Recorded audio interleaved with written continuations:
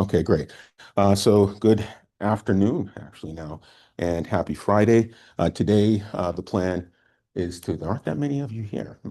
Interesting. All right. Today, the plan is to continue with our code walkthrough. But what I'm going to do this time is, well, I have my solutions and I have my notes here. And I'm going to do some sketch on PowerPoint slides, going over the mind space of some of the questions to help you with your considerations. But I'm going to start from question number 4, since the first 3 questions are pretty much the same thing, right? Breadth first, depth first, breadth first, and uniform cost search are the same algorithm, except the differences in the schedule discipline for how you pick nodes off of the frontier. Okay. So why don't we go forward? And you'll have to excuse my voice. And also, I had a couple hours meeting this morning. So hopefully, I'll remember everything I intended to say. And then I have a meeting after this. So, of course, project 2, I slid the due date to be a week from yesterday.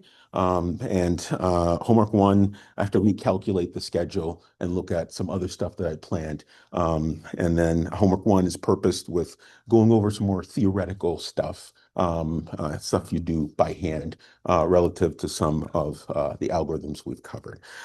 So question number 4 deals with A-star search. And for A-star search, oops, wrong one. Hopefully this is live. Okay, we'll see.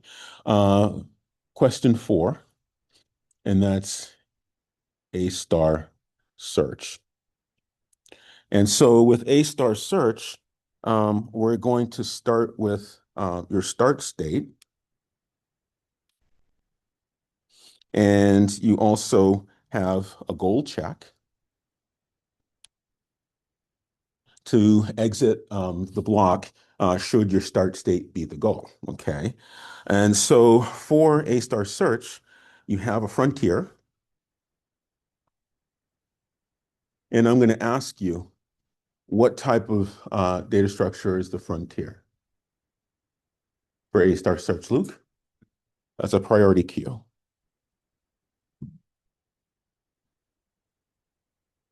I should put my glasses on when I ask a question because I can't quite see past the second row. So you're just a blue blur that had something moving.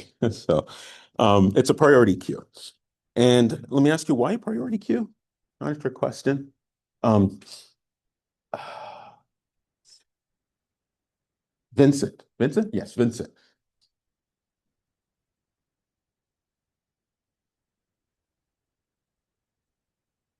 With the lowest estimated path cost. And why is that important? Why is that important? Let's hear from someone else. Anybody? Why is that important? The lowest estimated cost. Yes. Alexander, try to find the optimal path. Yes, absolutely. Because remember, when we think of search, and I'll just kind of draw a bunch of nodes arbitrarily as dots, we talked about this idea of a search contour. And when we search or find rather the smallest evaluative measure or the node associated with the smallest evaluative measure, we look at the closest contour. And when we search within the contour, effectively, we're visiting or exploring the nodes that are in the contour. And then we take the next best one, which is effectively extending the contour. Moreover, as we had discussed, that by excluding or by selecting, I'll try purple here, nodes that are the minimum evaluative measure, we're not considering subtrees that are rooted in the things that weren't the smallest, right? And so that's effectively doing some pruning, okay? So we use a priority queue for A-star search. And with this representation, our state programmatically is going to consist of 2 things. It's going to be your starting state, which is often a position. It's going to be a list of actions, and it's going to be a cost value, right? So that triple is what you're going to put on in an actual step cost. And that triple is what you're going to push onto the frontier. And the reason for that, using these actions as we had discussed, is that unlike the pseudocode recommends returning the state, right? But we don't want the state. We want the accumulated sequence of actions, the plan, so to speak, that gets you to that state. In addition, in the A-star search for question 4, you're going to be calling heuristic. And that heuristic is going to take a state, and it's going to take a search problem. Okay. And so with that, just like you saw in the first 3, you're going to loop over the frontier.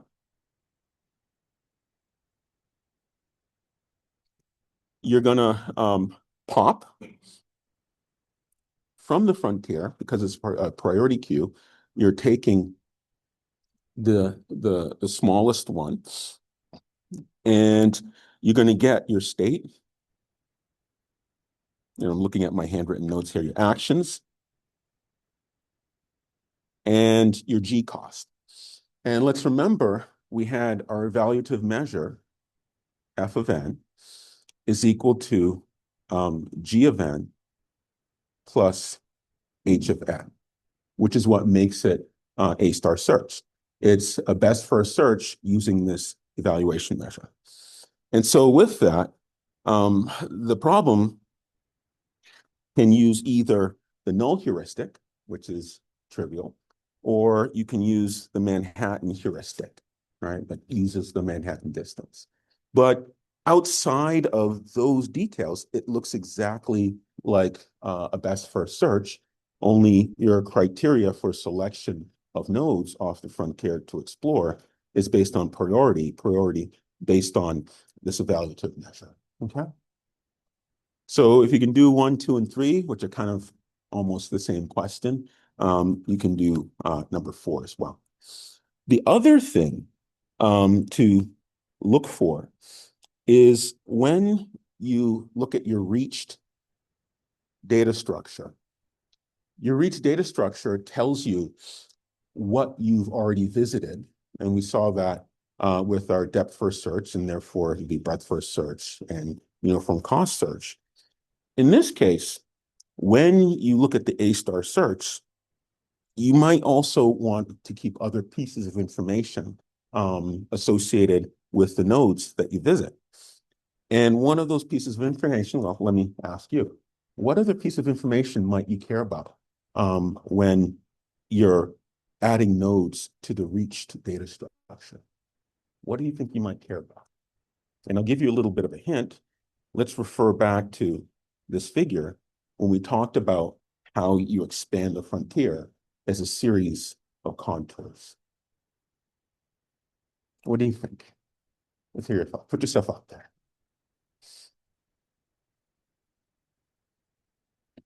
Alexander? Mm-hmm.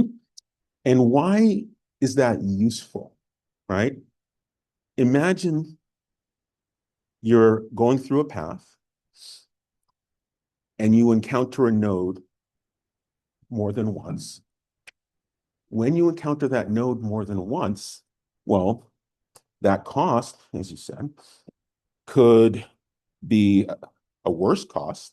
You don't want to consider that because that's not good for A-star search, but it could also be a better cost, right? And so when you encounter nodes, yes, you consult your reached data structure, but one of the concerns you have is, did A-star uncover something that has a better cost? Because it could. Each time when you expand the frontier, that better cost node might not have been immediately available. Yes, you're taking the minimum, but it might not be the minimum right now. It might be a minimum that you uncover when you encounter new nodes. So in that case, if it's a better cost and you've already visited it, well, essentially, you need to rewire what the solution path is from that node. So you update it, right? Not ignore it. And then you accept the action sequence associated with that better cost of visitation. Does that make sense? Any questions? No? All right. So you do that.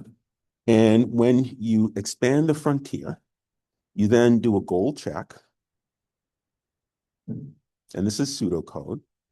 And if your goal check lights up true, then you return whatever your actions,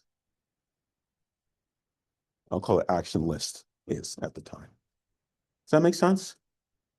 All right.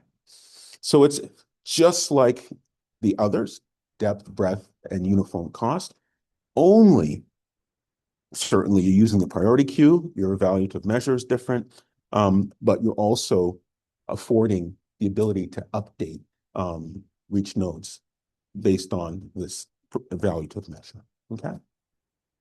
Any questions? No. So let's think about question 5, and we'll go into the code. But question 5 was the corners problem. And in the corners problem, we had a couple things that we're going to look at. We're going to look at get start state. We're going to look at is goal state.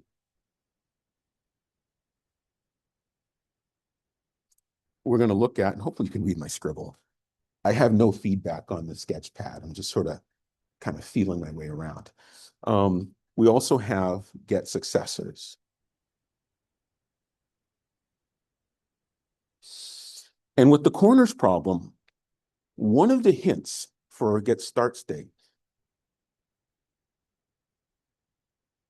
is right there in the constructor or the init function, if you want to be Pythonish. I feel like I'm bilingual, right? Because I natively understand and speak Java. And every time I see Python, I kind of have to, in my mind, translate before I say something. But you know the corners.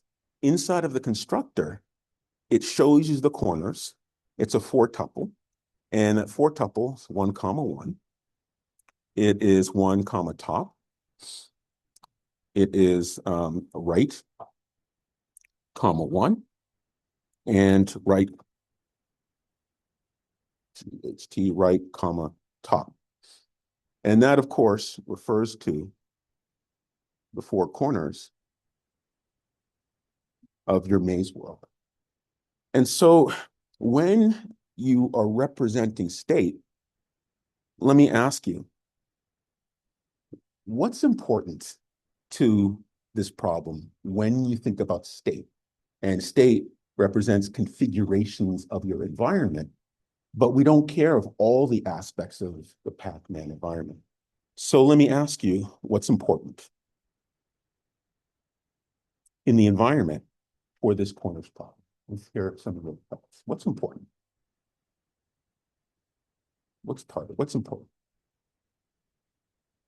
Any thoughts on that? Is the position of the ghost important? No. Colton? Okay, so whether you hit the corners, hitting the corners, how do you represent this idea of hitting the corners?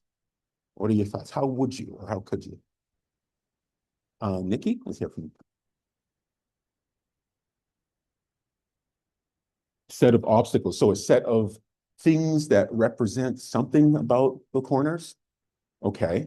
So what about the corners? Let's hear Luke, and we'll get to.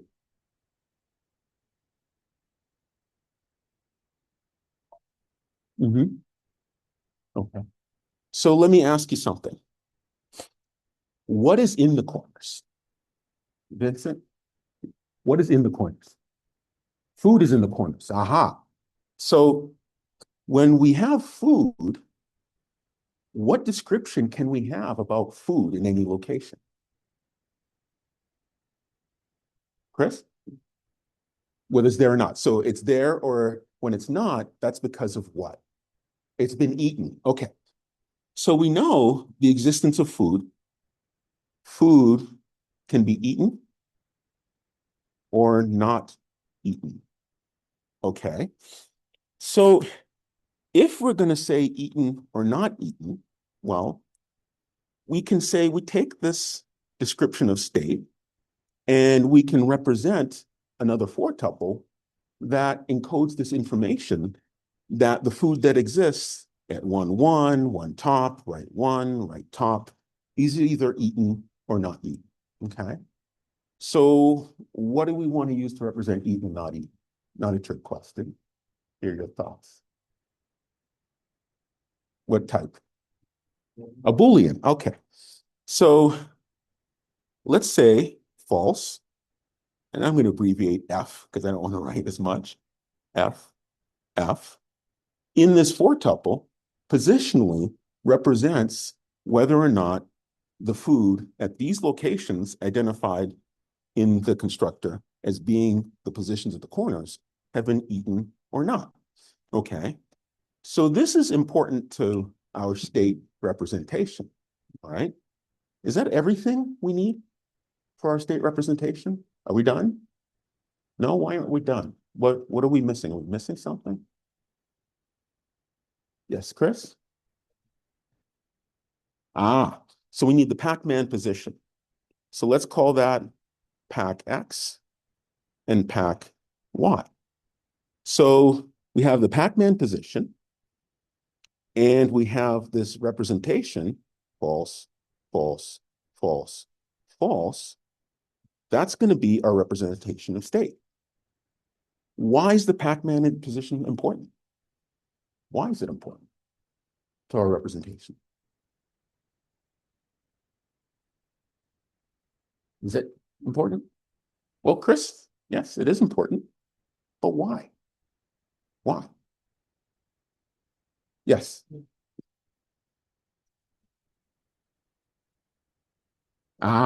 Yes.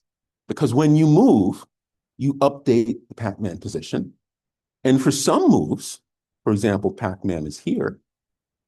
If you move one position to the north, Pacman's position is going to coincide with one of these corners. Okay. So when you want to check for your start state, I sort of jumped ahead. Your starting state is going to be whatever the beginning Pacman position is and what that initial configuration of the eat status of those corners. Okay. Now, you'll notice here, I don't have the actual corner locations here. This is something you compute by examining the corners data, the data structure that maintains the corners information. So it's up to you then to look at that status. And depending on how Pacman moves, that's going to cause a change potentially to that part of the state representation. Certainly it causes a change to this part of the state representation. Does that make sense? All right. So our goal state,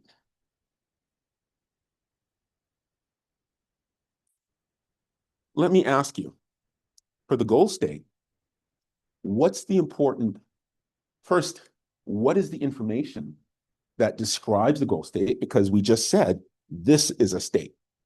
So the rank of the state does not change, but perhaps the instantiation of pieces of information for the state does change, right? So that we know the state has to have a Pacman position and the eat status for the corners, right? Okay, so what does goal mean for us in this representation? Let's hear your thoughts. What is goal? Yes, Amici? All pellets have been eaten. Okay, so our eat status should say true, true, true, true. They've all been eaten. Okay. Does the Pacman position matter? No, it doesn't matter. Why?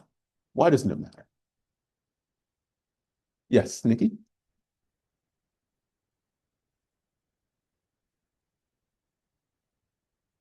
You go into next level. So it doesn't matter. What matters is this condition. But let me ask you this side question related. What will Pacman's position or could Pacman's position be when the eat status is all true? Elliot? It'll be one of those states. It'll be one of those. one of those locations, absolutely. So we know pack X and pack Y will be whatever the location is for one of these corners. Because by definition, once you reach this condition, they're all eaten. Pacman should have moved into one of those locations. That makes sense? All right. But that's not important because it really doesn't matter. It's a consequence of arriving upon the goal, but it really doesn't matter what Pacman's position is. That portion that's more important is this eat status. Okay? All right. So let's see. Yes. Get successors. That third part of this question. Get successors. Your scribble in your handwritten notes always looks different when you're reading it the second time. So let's look at get successors. So we have a position starting, and we have the search problem. Okay, that's all fine and good. We know we have a set of admissible actions, or rather, a set of actions.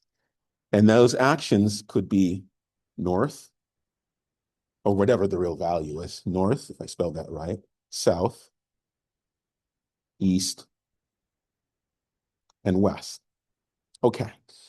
So when you get successor, we're simulating what would happen for each of these defined actions that we can take.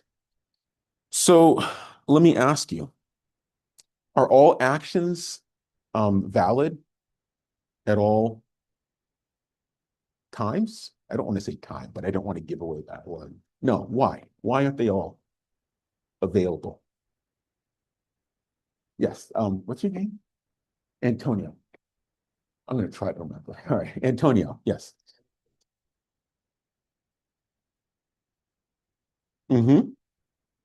So if Pacman is here and you try to go east, you hit the boundary. I'll add to what Antonio said, and I'm trying to reinforce your name in my brain. If there's a wall, Pacman cannot take a move that would cause a collision with a wall. Okay. So when you get successors, you know Pacman's position, but you don't know what the consequence is of a potential action. So you have to try each action and ask the environment what would happen.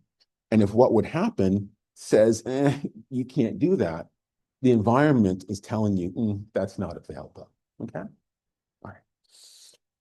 So you start out and you're going to iterate over the actions. Those are all the possible actions. And I used the wrong term when I said admissible. Admissible means those that are available given the current context. So we're going to simulate a move.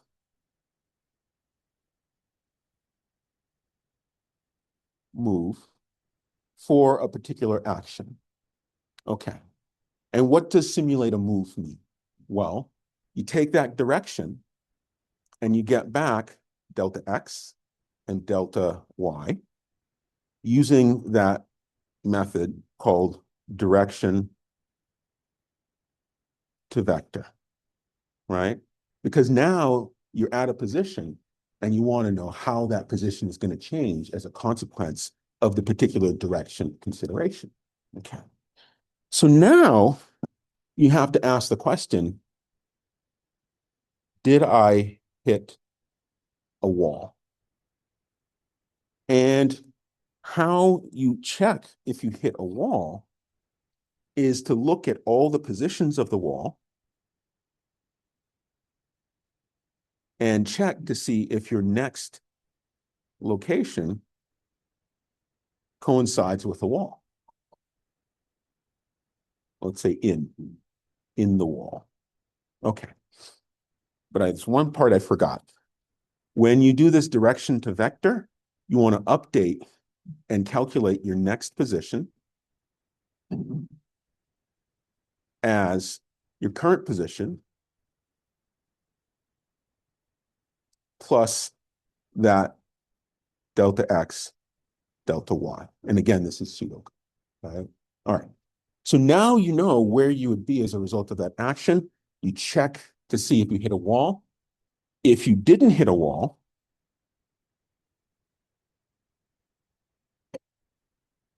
you're going to accumulate admissible actions, add or whatever that action was, because you know that is a legal action. That makes sense? Any questions? All right. So now that you do that,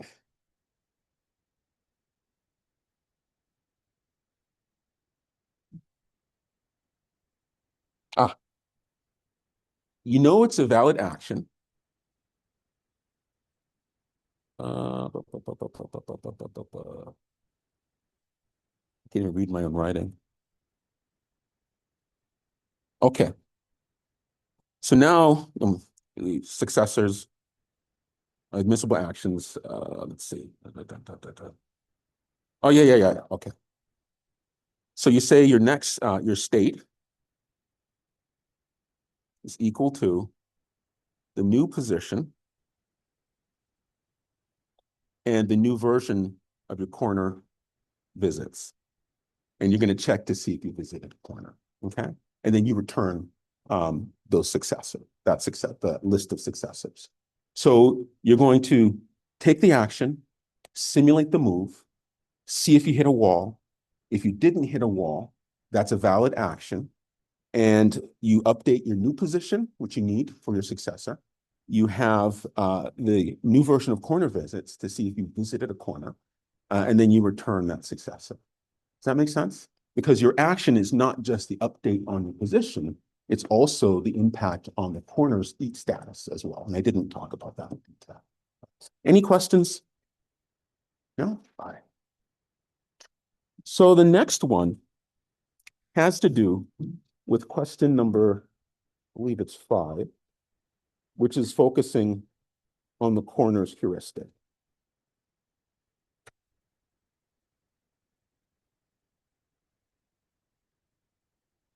Okay.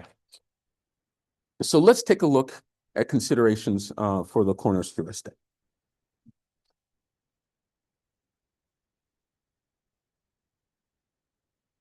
So we have our Pacman world. We have our Pacman in some location. We know that there's food at each of the corners. And so with our heuristic, we want to construct some notion of a distance from all the corners, but we also want to know whether or not, let's call it corner 1, corner 2, corner 3, corner 4, we want to know, was it visited or not? Do I have to target that corner anymore? And so at a high level, let me ask you, if you have the 4 corners, which you do, which corner are you going to pursue first? Or which corner do you feel you should pursue first? Any thoughts? Can you share your thoughts? Nikki? Okay. And that's an unfortunate drawing. You're right. Let's imagine Pacman was here. And I'm just going to draw these arrows to represent a measure of distance, even though Cartesian distance isn't the only way you can measure. You could measure as Cartesian, or you might not. So let me ask the question again. Which corner do you think you should visit? Your last name, Vincent. Say that again, I'm sorry. I can't. The closest one. What's your first name again? Vincent. Vincent. All right, that's not your last name. Okay, I got that right in my head. All right. The closest one. Why the closest one? Martinez is yours. Elliot? It's most likely, unless there's such needed walls, it's most likely going to be equal the most quickly and you can't find the different one you're going to be throwing away. Okay. Yes. So you want to ultimately find the optimal solution path. And by optimal, optimal is comprised of a set of segments of navigation. Each of those segments, it's a structure called a matroid, if you're curious, has to be the smallest and not the largest, right? The minimal solution is comprised of the minimal solutions for each one of those individual corner problems, okay? So you're going to try the closest. So that means you need some sort of data structure, an array or what have you, and that data structure is going to talk about the visited corners. And that list is going to change because once you visit a corner, you don't need to consider it. But the corner that you're going to pursue should be the closest corner. Okay. So we need such a data structure. And these are going to be your targets. And you're going to proceed in order from the minimum for whatever corners still exist. And a corner exists when you have not yet eaten what's at that location. Does that make sense? All right. So you're going to loop over, let's just call it unvisited, just to make it consistent. Loop over unvisited corners. And for each unvisited corner, what are you going to do to get this idea of closest? Not a trick question. And I had mentioned compute distance, right? You're going to compute some distance. All right. So you're going to compute the distances.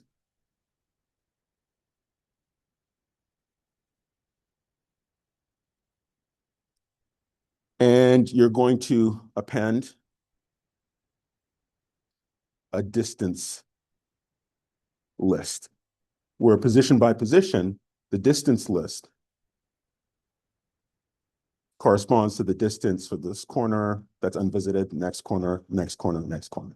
You could do it position by position. You could add names if you want to. It doesn't really matter how you do it. All right. So now that you do that, you want to find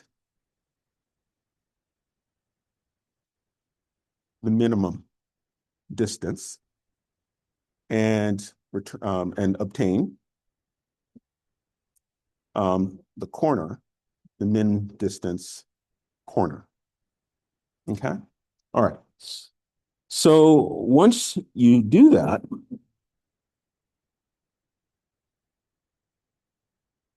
you want to set the Pacman position to that min corner. And then you're going to try again. You pop off that from unvisited corner, the corner that was the minimum distance, and then you assume Pacman is at the location of that min distance corner. And now you have to update that distance vector for whatever remains in the unvisited corner list, right? So you're simulating, let's go from this diagram, that Pacman goes to that closest corner.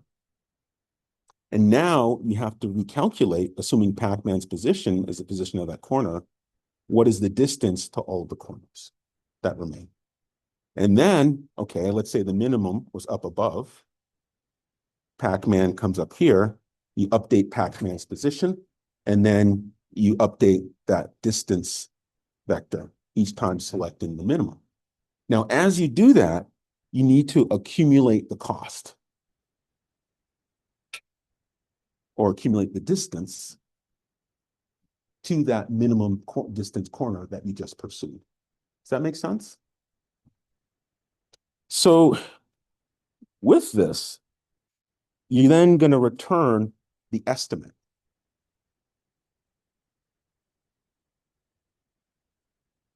And that distance estimate is going to be the cumulative addition of all of the individual corner distances, assuming this min corner approach. Does that make sense? Any questions? No?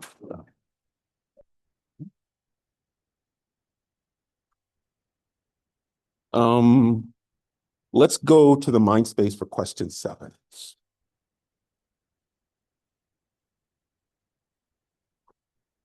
And this is the food search problem. And so with this, of course, we have our maze world. This is crooked. And we have a bunch of food pellets scattered throughout the maze world. And then we have the location of our Pacman. Okay. And so one of the things, if you look through some of the data structures, you'll find is something called the food grid. And that food grid is a two-dimensional array, list of lists, and it contains all of the statuses for all of the food. Now, this food grid, through calling the as list method, can be changed to a flattened list. It's a little bit easier when you change it to a list. You're not required to, but it's available as one of the methods associated with the food grid. Okay. So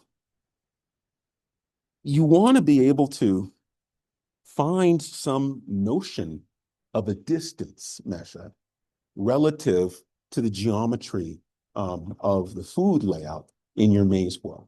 And there are many different ways you can do that. Okay. So let me ask you, if you have an arbitrary geometry or layout of food pellets in the grid, how might you reflect this problem of consuming all the food? Everything has to have a solution cost. What would you use to represent? What piece of information might you use? Share your thoughts. Might you use in representing this idea of consuming all of the food? Chris?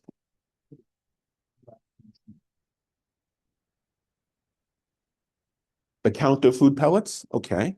So you have a count.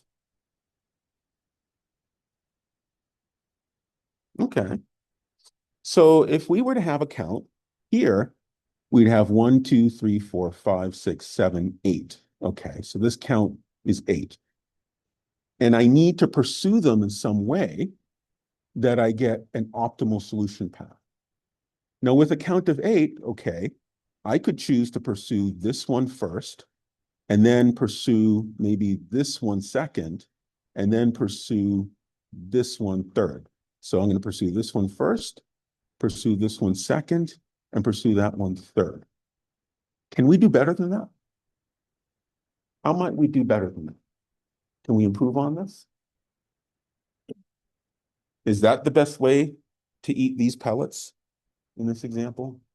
How might you change this? Elliot?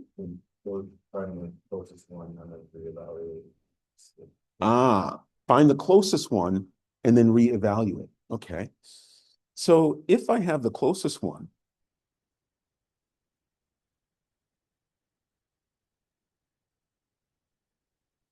I don't multitask, so. And let's say the closest one was here.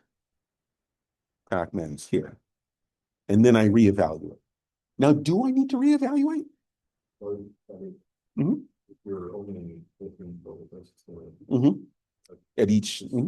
So I'm saying basically is that I probably don't want to decide all of them, or I mean, maybe you should decide the whole directly. I see.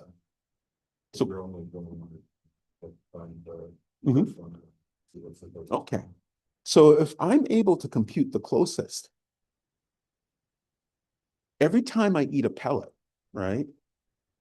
What's my location as Pacman? It's one of the pellets.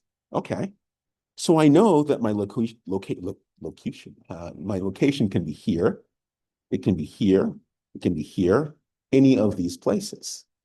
So there's a data structure, and this isn't the only way that I can construct, and think about CS160 algorithms, right?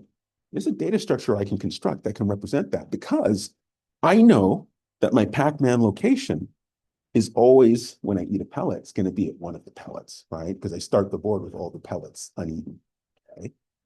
So what if I constructed a data structure, and this data structure, kind of like a roadmap, a spanning tree, that told me this notion of the shortest distances connecting all of the pellets in a graph. So that's a minimum spanning tree, right? And there are several standard algorithms, Kruskal-Prim, and all sorts of stuff that can do that. You could also, if you chose to, you could just decide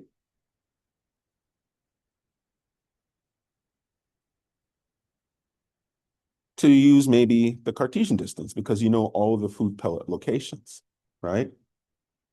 Is there anything wrong with this?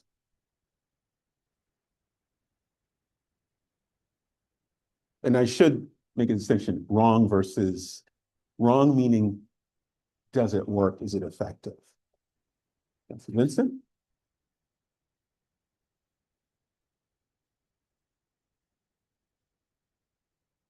Okay.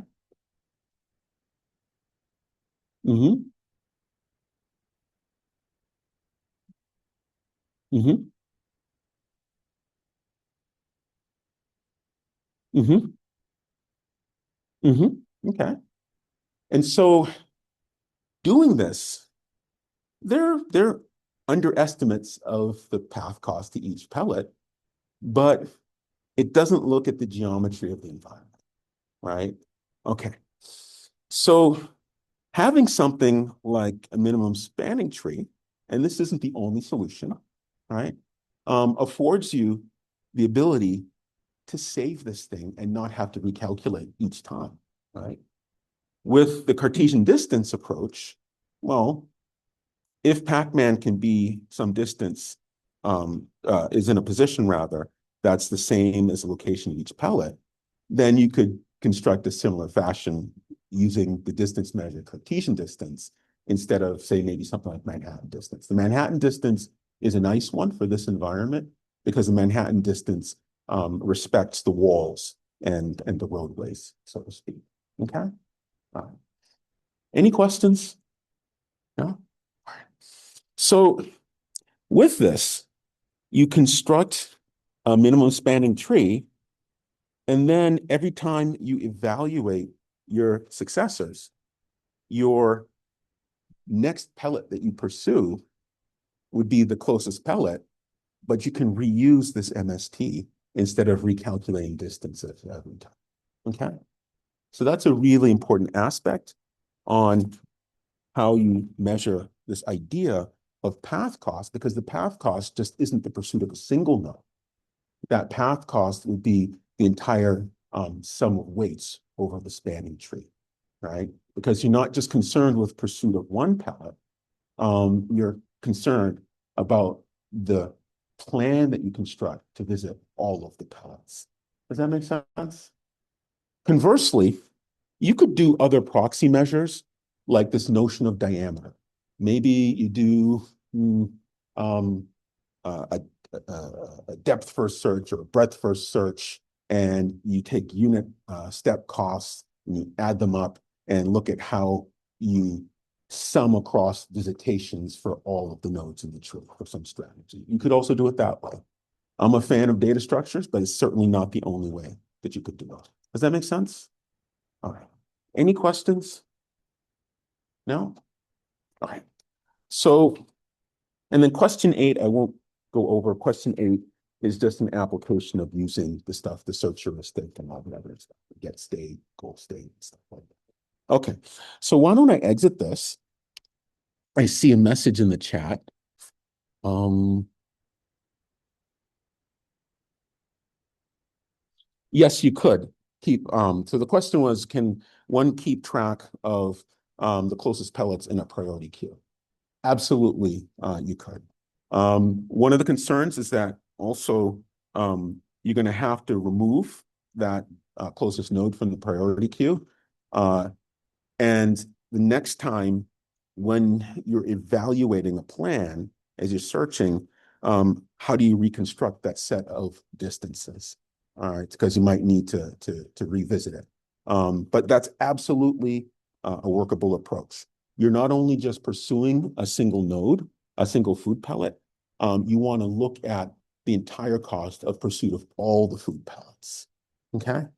All right. Does that answer your question in the chat? Okay.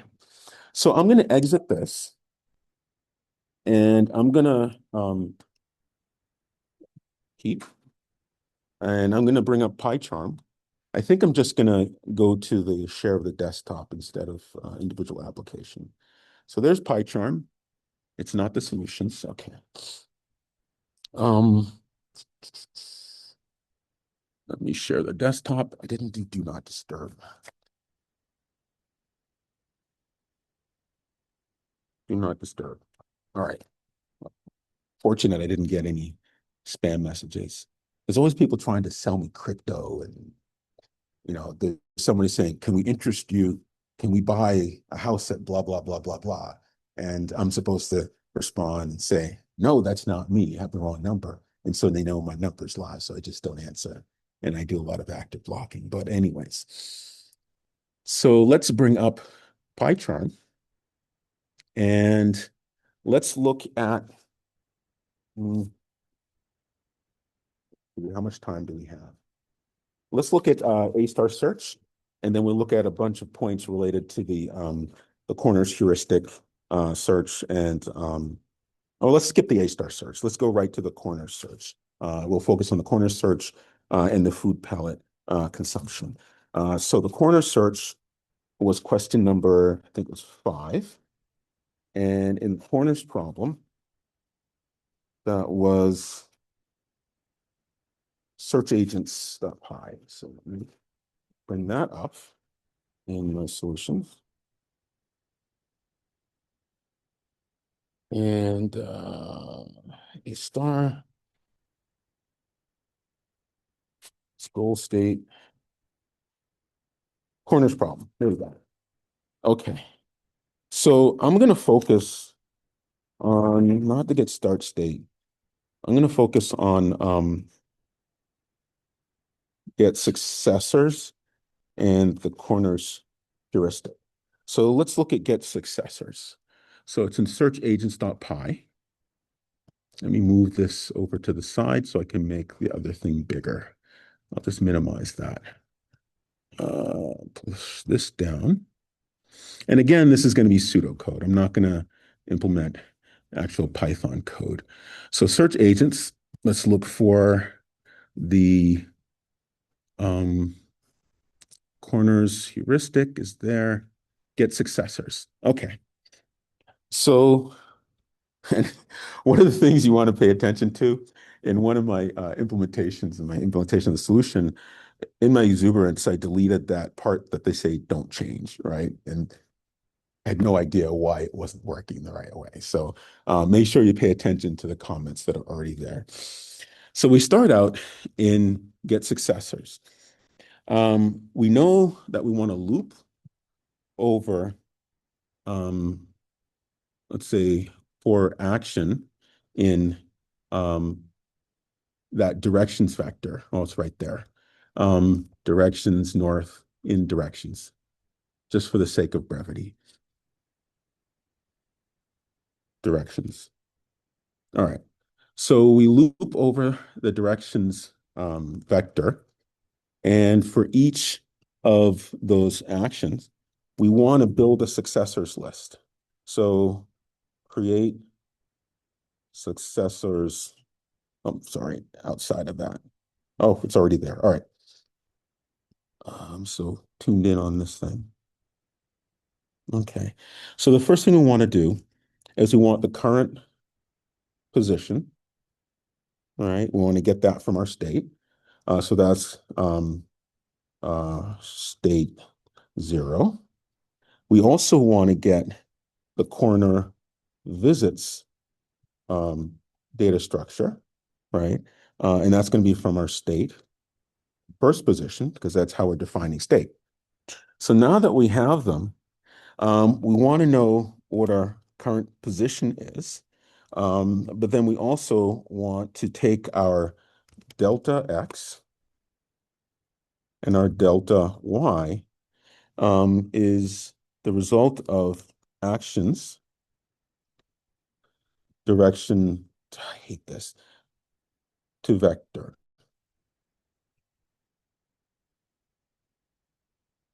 All right, so once we get the delta x and delta y, then we want to compute our new position. So that's new x and new y is the result of adding, and this again is pseudocode, our current position to that delta x, delta y. Again, this is pseudocode. So now we know what our simulated position is going to be as a result of the action. All right. So now we want to say, we know that we have inside of this class, we have our walls uh, matrix, 2D array, and we want to check to see if our walls, new x and new y, exists in that position that we would go to given that simulated action. So then we say if we hit the wall, because this is a Boolean, I like to set a variable because it's easier to debug. So then we want to see if we did not hit the wall, we want to do something. That's something that we want to do is we're going to construct some aspects of the state that we're going to use as part of that successors list. Okay. So we're going to say our new position is that new x and new y. Again, this is pseudocode. And then we want to look at our corners, right? Did we visit a corner if we take this simulated move? Okay, so our corners, I like to use lists because tuples are immutable. And so we're going to say new corner visit gets the result of list. We're going to create a list based on corner visits, which is a tuple. Tuples are immutable. And then from there, we're going to look at if this new position is in the list of corners. Is that proposed new location present in the list of corners, right? If it is in the list of corners, then it means that you have visited a corner and you want to update that corner visit list, okay? So that means you want to get which corner, get the index of the new position within that corner list, all right? And then you want to update that corner visits data structure. So new corner visits, oops, lost my place. Which corner gets true, right? And so you start out, simulate the action, you check to see if that action got you to a corner. If it got you to a corner, you want to know which corner, and you update the state of that corner visits structure to be true because it starts out as all false. Does that make sense? All right. And so tuples are immutable, and so you're going to need or find that you want to change that tuple or course or list from the tuple or some other mutable data structure from the tuple in order to manipulate it. Okay. All right. Any questions? No. So let's look at the corner heuristic. Now, the corner heuristic, we sort of outlined it on the slides. And in that corner heuristic, you want to make sure you have the Pacman position, you have the corner visits uh, list or collection. You want to make sure you have the corners themselves. Okay. So now we're going to keep a list, unvisited, oops, unvisited, visited corners. And this is that array I was talking about. As you target a corner to send the Pacman towards, you want to pull off of this unvisited list. And then, assuming that you visit that corner, you update the Pacman position and then select the next closest corner. And that's going to give you this distance, the path cost associated with pursuit of the corners.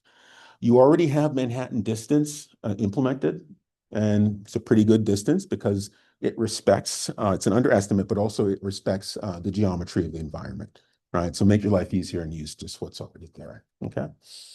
So we have our unvisited corners list, and we look at looping over the corners,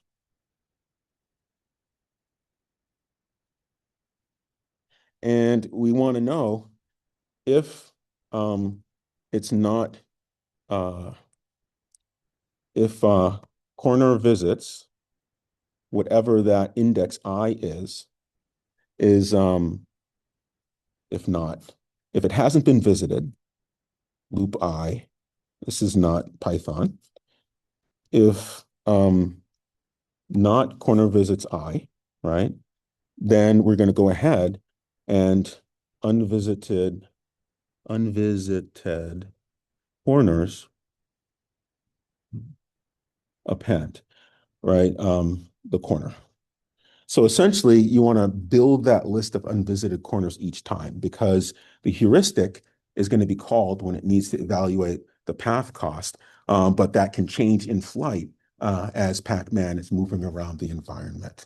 Okay, so once we do that, we've updated our list or maintained our list or our new understanding of the visited corners. So now we're going to loop over whether or not unvisited corners, the length of it is greater than 0, right? And this is also very pseudocodish. So as long as you have unvisited corners, keep doing this, okay? And the thing that you're going to keep doing is you're going to take your corners and you're going to, oh,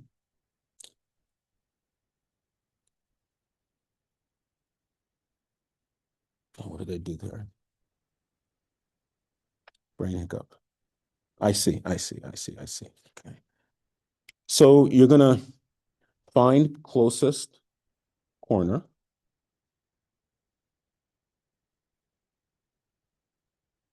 You're going to compute, and that closest corner is the closest corner from the Pacman, right? And then you're going to compute corner distance from the Pacman. You're going to update Pacman position to corner position. And then you're going to remove corner from unvisited corners. So essentially, you're taking the closest corner to Pacman. You're looking at the distance between Pacman and the closest corner.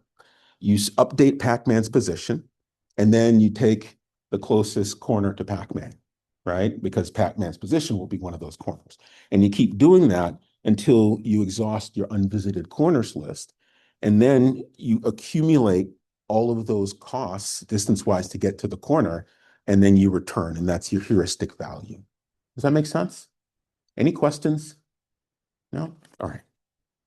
And we have 10 minutes left. So let me look briefly at the food search problem, the food heuristic. And the food heuristic is also, oh, I did something, I see. Yeah, I have all that stuff. Can you see this grayed out text? I need to have it. Oh, let me do this. Let me comment that out. Just for 1, 2, 3. Oh, come on. I hate auto-completion. There we go. And then let me food search problem. Just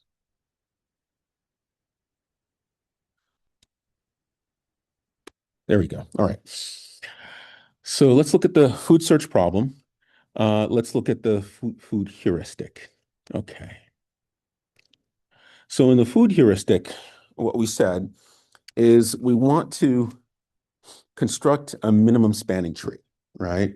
And that minimum spanning tree, all sorts of algorithms, you can look them up. You did some in 160, and that's going to maintain or be used to maintain the total cost to traverse to all of the food pellets, right? So we're going to start out and we're going to find the distance between Pacman and the closest food pellet. Okay, so we want to take our food list that we get by taking our food grid and converting it to a list. Now, this isn't the actual method call. This is pseudo-code-ish. And now with this food list, we want to take our Pacman position and we're going to compute the distance between the Pacman position and each one of the locations in the food list. Okay. So once we do that, we want to find the minimum the minimum of these distances. And we say min to food, right? Within that distance list. So distances. Okay. So min to food from those distances, that's going to be the min cost, the min pellet.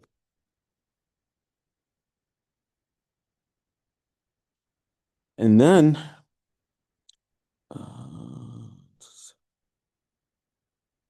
we want to know the distance from that position from the min food pellet to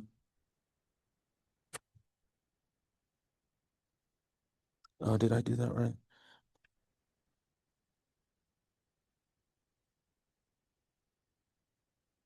Food MST. Yes. Okay. And then we say distance plus what I'll call the MST cost, which is our measure of Pacman to that minimum distance food pellet, and then that food pellet to all the other food pellets. And that's the minimum spanning tree cost. So you're just going to add up all those costs. Does that make sense? All right. Any questions? No. All right. It's easier to illustrate in PowerPoint than sort of pseudo-code-ish. All right. So we have about 4 minutes left. So I think I'll end there. But please think about the representation. Think about what distance means.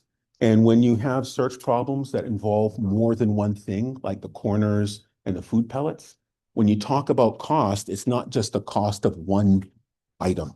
It's the cost of pursuit of all of the items that you're looking for.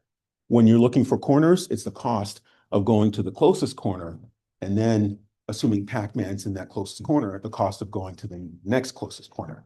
So to talk about the solution, please keep in mind what the solution is. If the solution is eating all of the corner, then you have to look at what that cost is for visiting all of those corners. If you look at the cost of eating all of the food pellets, you can't just consider one food pellet. You have to consider After you eat that food pellet and you go to all the other food pellets, i.e. the minimum spanning tree, what is that total cost? Because it's that total cost which tells you how to get to a goal. And don't confuse goal as being a location of Pacman environment. Goal is a desired configuration of the whole environment. So you have to take into consideration what you mean by a goal. Does that make sense? All right, any questions? So as usual, please don't hesitate if you have any questions about things. I strongly encourage you to discuss with your colleagues, but think about what the problem is and consider all of those pieces when you're crafting your solution, okay? All right, so I'll see you all next week. Stay warm.